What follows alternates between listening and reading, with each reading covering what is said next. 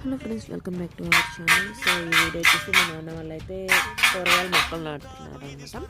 So ఏమేమి నాటుతున్నారో చూపిస్తాను అనమాట. సో మ్యాక్సిమం మా నాన్న వాళ్ళు అయితే ప్రతి ఇయర్ నాటుతారు, అసలుకి కొనారనమాట కూరగాయలు అయితే.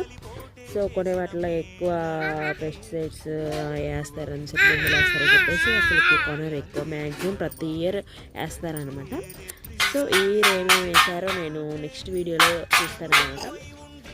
అన్నీ ఏమేమి నాటారో చూస్తాను. ఈ వీడియోలో అయితే ఓన్లీ టమాటో అవి నాటుతున్నారు అనమాట, చూపిస్తాను.